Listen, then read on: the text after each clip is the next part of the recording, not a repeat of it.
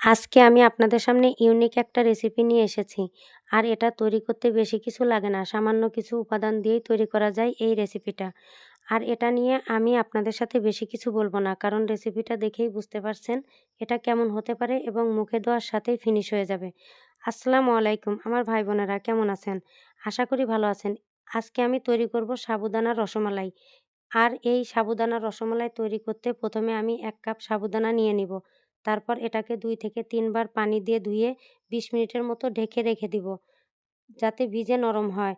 ২০ minute পর একটু লবণ এবং ১ চামচ চিনি দিয়ে হাত দিয়ে চটকিয়ে ডো তৈরি করব। আর আপনারা যারা মিষ্টি খাবারে লবণ না দিতে চান তাহলে স্কিপ করতে পারেন। এটা তৈরি করতে ভেতরে একটু শক্ত দানা থাকলেও সমস্যা নেই। দুধের মধ্য দিয়ে জাল দিলে সেদ্ধ হয়ে যাবে। ডো তৈরি করে আমি চুলায় দুধ বসিয়ে দিব। আর সাবুদানার ডো আঠালো, তাই আমি হাতে একটু ঘি মেখে নেব। তারপর একে একে আমি বলগুলো তৈরি করে নিব। তারপর দুধ বলক উঠলে আমি গরম মশলা এবং ২টা সাদা এলাচ দিয়ে তৈরি করা বলগুলো দিয়ে দিব। তারপর আস্তে আস্তে নেড়েচেড়ে আমি একটু পাউডার দুধ অ্যাড করব।